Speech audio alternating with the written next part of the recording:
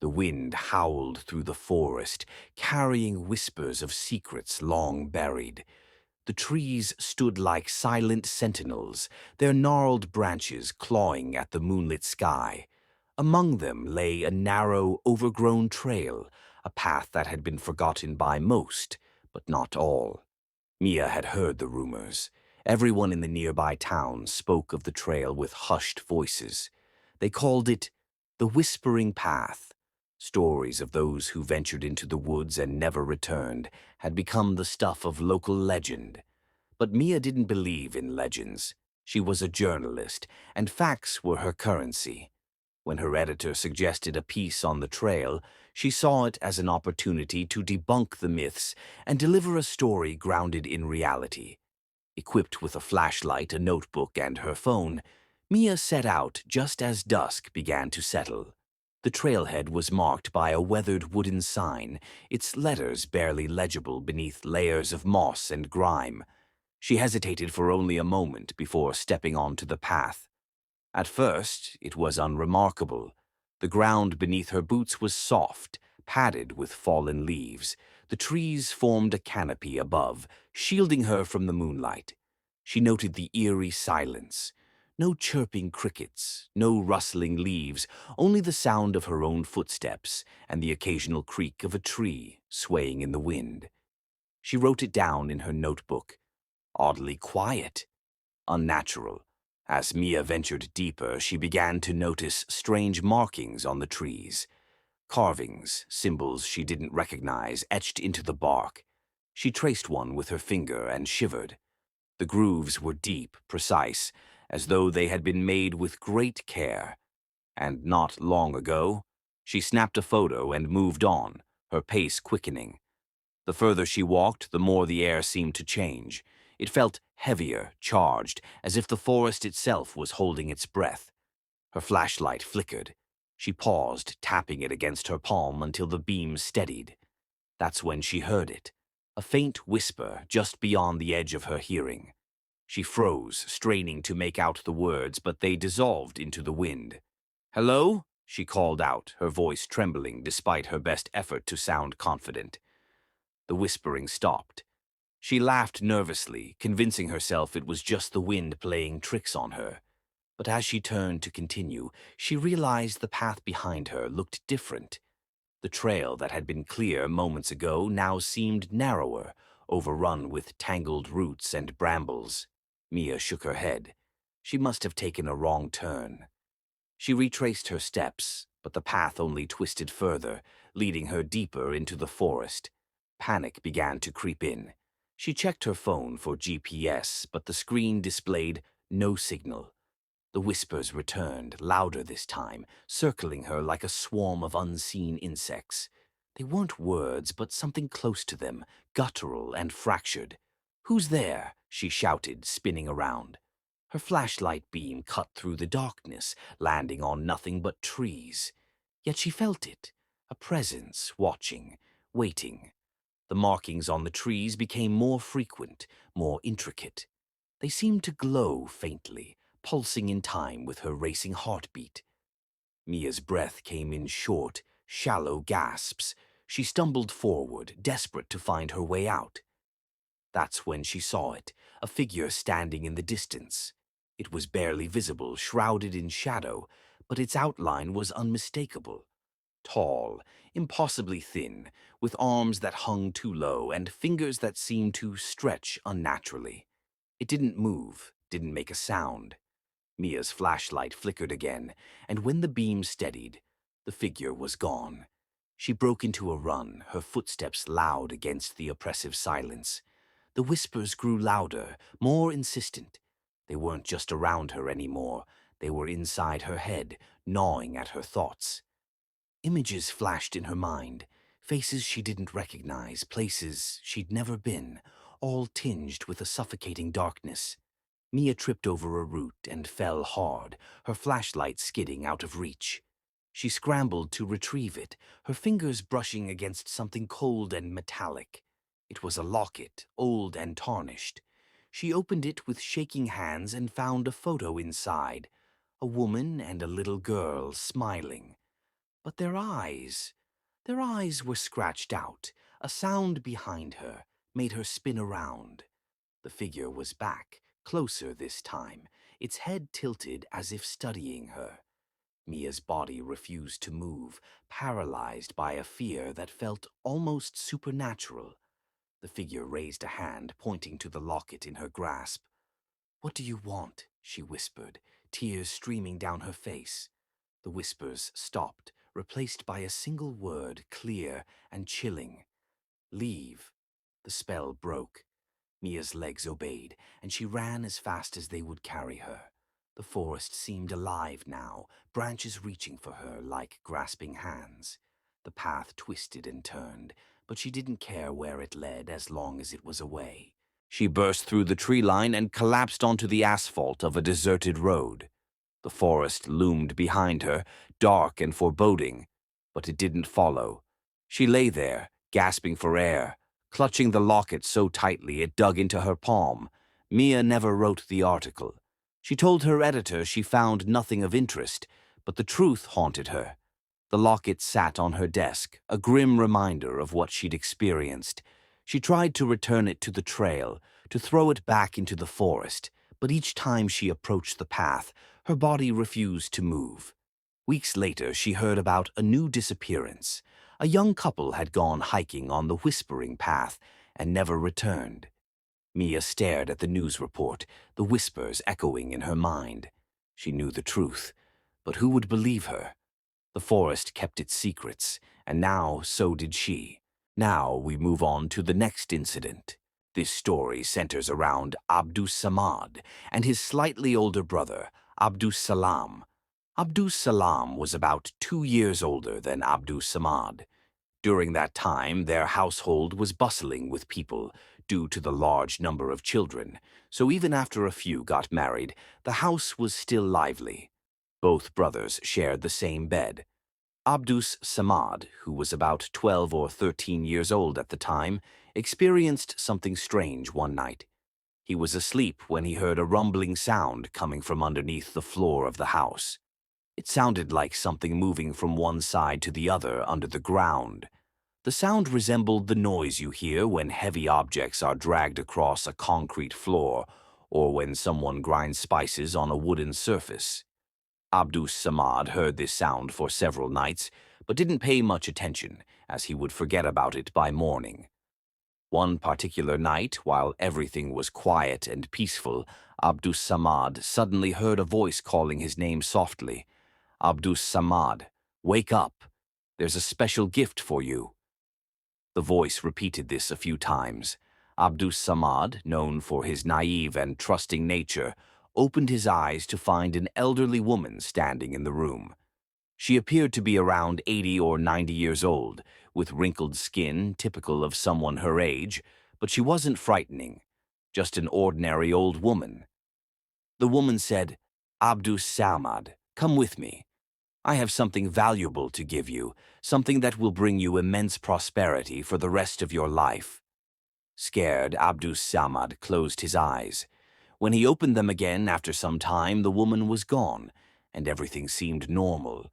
The next morning, Abdus Samad shared the incident with his mother, who immediately understood that something significant had happened. His mother reassured him, saying, "This isn't something bad. If the old woman returns, don't be scared. Listen carefully to what she says and follow her instructions. But remember, don't tell anyone else about this.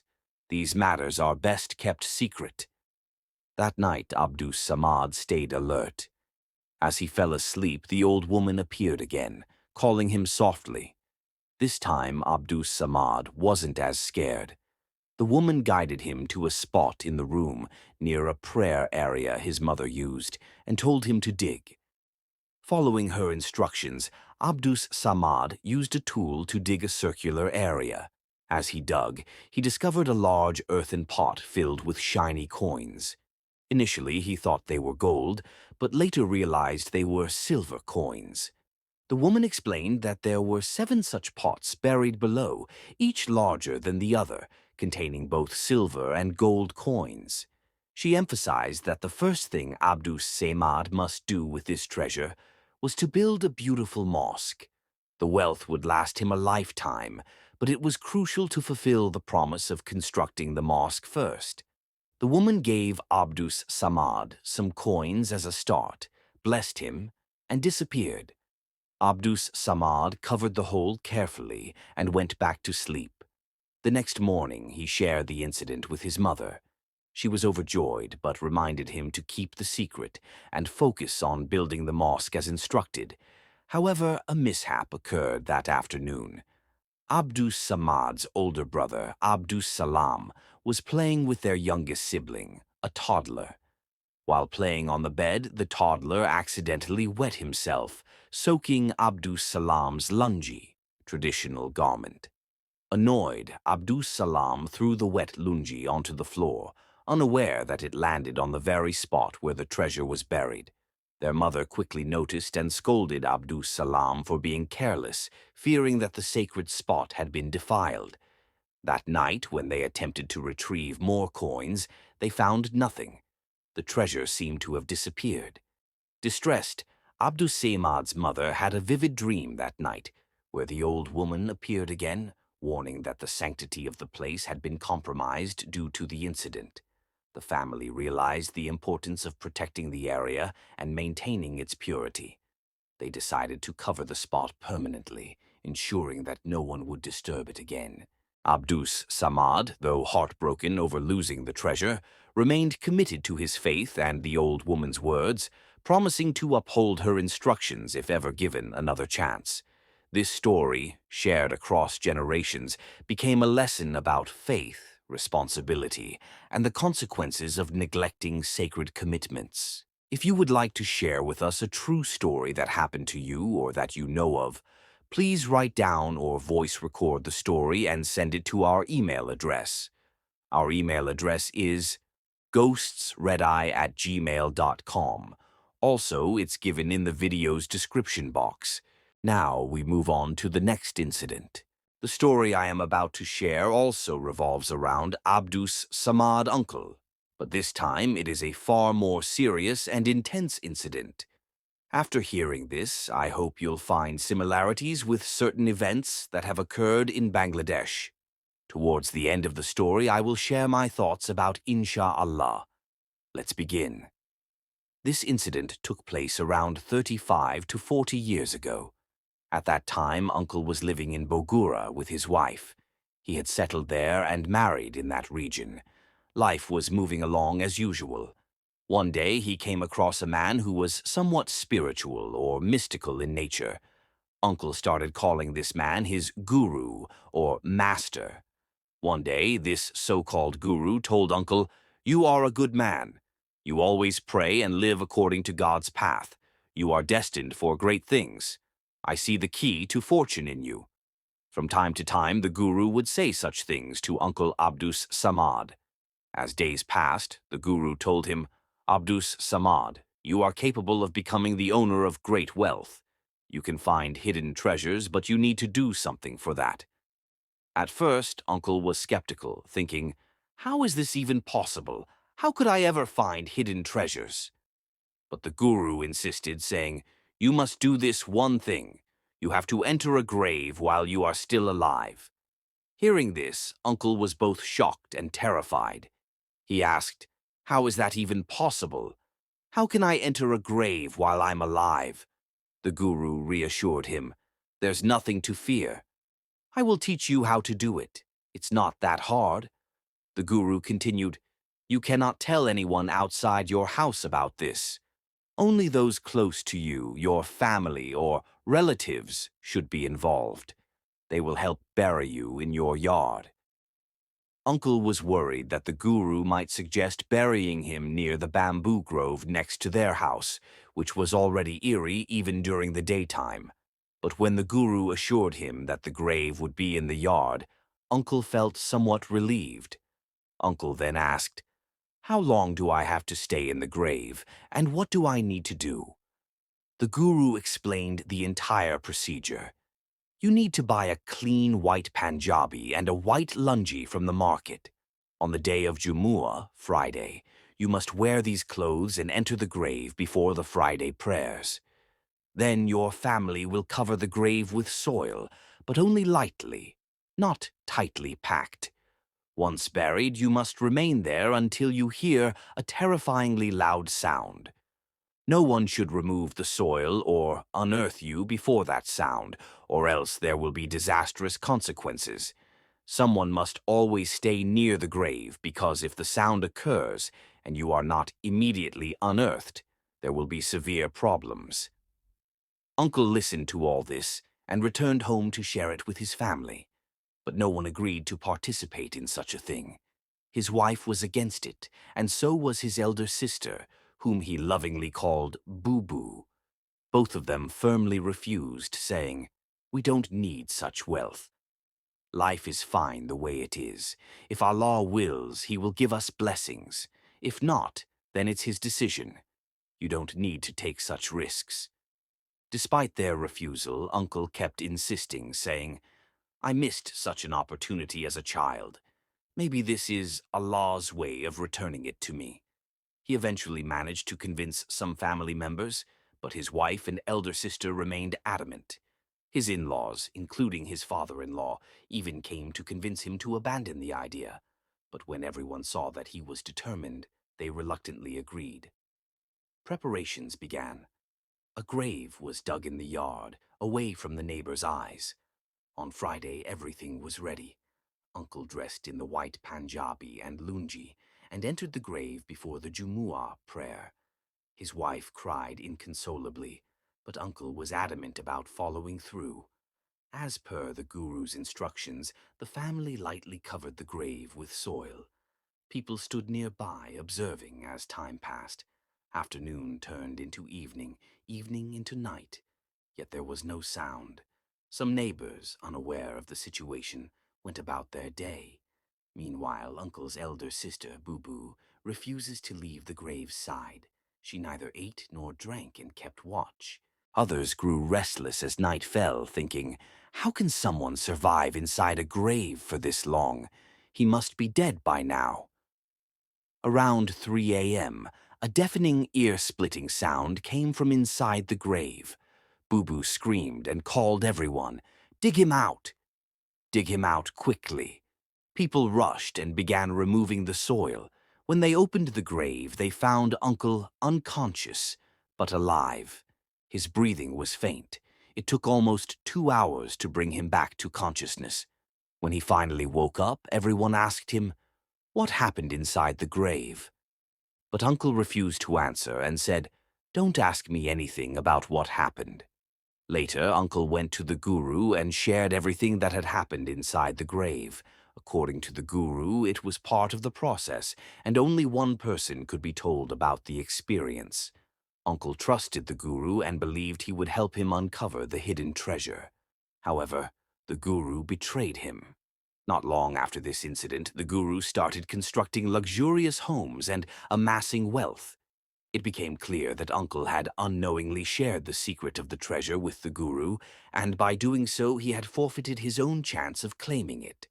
This so-called Guru exploited Uncle's simplicity and trust for his own benefit.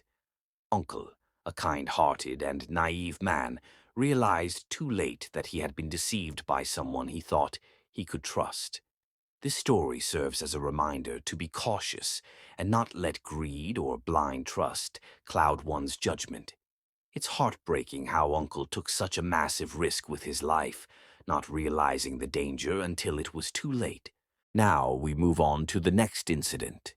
It was a stormy night in a small, forgotten town nestled deep in the woods. The rain fell relentlessly, drenching the narrow streets and drowning the sounds of the night. The old legends about the Veiled Hollow surfaced in hushed conversations every time the weather turned dark. It was a place where reality bent, where time itself seemed to fracture, and where no one returned. Nobody dared venture into the Veiled Hollow. The stories of disembodied whispers, fleeting shadows, and unexplainable disappearances had been passed down for generations. But tonight, Claire had no choice. Her younger brother Ben had gone missing 2 days ago. The last anyone had seen of him was a blurred video he had sent from his phone. He'd been exploring the edge of the forest near the hollow. In the footage, Ben's voice trembled as he described strange symbols etched into the bark of ancient trees. Behind him, the faint outline of a figure loomed in the background before the video abruptly cut off. Claire couldn't wait any longer. The authorities had dismissed his disappearance as another case of a thrill-seeker gone too far. But Claire knew Ben. He wasn't reckless. He was curious, and that curiosity had led him straight into the jaws of something sinister. With a flashlight, a backpack, and the faint hope that she might bring him home, she entered the forest. The air was thick and suffocating as she moved deeper into the woods. The trees seemed to close in around her, their gnarled branches twisting like skeletal fingers. Claire's flashlight flickered and she stopped to shake it. The rain had eased, but the fog was so dense she could barely see a few feet ahead. She came upon the first symbol Ben had described, a jagged spiral carved into the bark of a tree. As her fingers traced the grooves, a chill shot through her body. It wasn't just the cold. It was as though the tree itself was alive, watching her. A rustling sound broke the silence. Claire whipped around, the beam of her flashlight darting through the trees. "Ben!" she called, her voice cracking. No answer, but she felt it, a presence heavy and oppressive, like unseen eyes boring into her back. She quickened her pace. The deeper she ventured, the stranger the forest became. The trees no longer bore leaves, but hung with what looked like strands of hair, black and glistening with moisture. The ground squelched beneath her boots, the mud giving way to something slick and oily. And then there was the whispering. At first it was faint, like the wind threading through the branches. But as she moved forward, it grew louder, closer until it was unmistakable. Multiple voices, overlapping, speaking in a language she couldn't understand. It came from all around her, yet there was no one in sight. Claire's heart pounded as she stumbled into a clearing. In the center stood an ancient stone well, its surface covered in the same spiraling symbols she had seen on the trees. The air was colder here, and the whispers were deafening. She approached the well cautiously, peering over the edge. The darkness inside was impenetrable, and a foul stench wafted up, making her gag. Something moved in the shadows. Claire froze, her flashlight trembling in her hand. A figure emerged from behind the well, its movements jerky and unnatural. It was human-shaped, but its limbs were too long, its head tilted at an unnatural angle. Its face was obscured by a veil of tattered fabric, but the sound it made, a low, guttural growl, sent Claire stumbling backward. "Ben," she whispered, though she already knew it wasn't him. The figure moved closer, its veiled face twitching as if trying to focus on her. Suddenly it let out a piercing scream that echoed through the forest, causing the ground to tremble. Claire turned and ran. Branches tore at her clothes and skin as she fled blindly through the woods. The whispers followed her, growing louder, more insistent. She could hear footsteps behind her, heavy and deliberate. She didn't dare look back. She tripped over a root and fell hard, the impact knocking the wind out of her. As she scrambled to her feet, she noticed something on the ground. Ben's backpack. She grabbed it and kept running, her lungs burning and her legs screaming for rest. Finally, she spotted a dilapidated cabin through the trees and made a beeline for it. Inside, the air was thick with decay. The walls were lined with shelves holding jars of murky liquid, each containing unidentifiable objects suspended within. A large, ornate mirror stood against one wall, its surface cracked and tarnished. Claire bolted the door behind her and collapsed against it, clutching Ben's backpack to her chest. She rifled through the bag, her hands trembling. Inside, she found his journal. Flipping through the pages, she saw drawings of the symbols, detailed descriptions of his findings, and increasingly frantic entries. The last page read, "They're watching me. The veil is thin here. If you're reading this, don't look in the mirror." Claire's gaze involuntarily flicked to the mirror.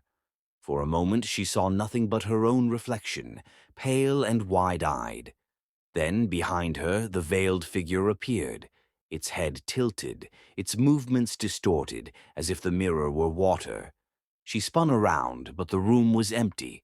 When she looked back at the mirror, the figure was closer, reaching for her. Panicking, Claire grabbed a chair and hurled it at the mirror. The glass shattered, and the room plunged into darkness. The whispers erupted into a cacophony of screams. Claire's flashlight flickered back to life, revealing the shards of the mirror scattered across the floor. But each shard reflected something different. In one, she saw Ben, his face twisted in terror as he reached out to her. In another, she saw herself, but her reflection was smiling, its eyes black and empty. The door burst open, and the veiled figure stood there, its presence filling the room with an overwhelming sense of dread. Claire backed away, clutching Ben's journal like a talisman. The figure raised a hand, and the whispers coalesced into a single word: "Stay." Claire bolted past the figure out into the forest. She didn't stop running until she saw the faint glow of the town lights through the trees. When she finally emerged from the woods, she collapsed on the ground, sobbing.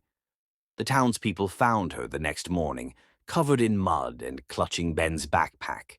She tried to tell them what had happened, but they dismissed her as delirious. The search for Ben was called off a week later. Months passed, but Claire couldn't shake the feeling that she was being watched. Every reflective surface seemed to hold shadows that didn't belong, movements that didn't match her own. And at night she could still hear the whispers, calling her back to the veiled hollow. One night, unable to bear it any longer, Claire smashed every mirror in her house. As the last shard fell to the floor, she saw it, her own reflection, smiling that same empty smile. It reached out of the glass and pulled her in.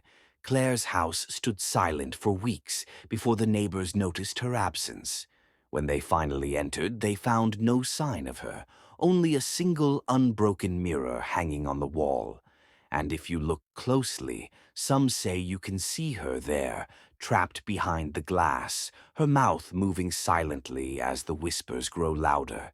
If you would like to share with us a true story that happened to you or that you know of, please write down or voice record the story and send it to our email address. Our email address is ghostsredeye@gmail.com. Also, it's given in the video's description box.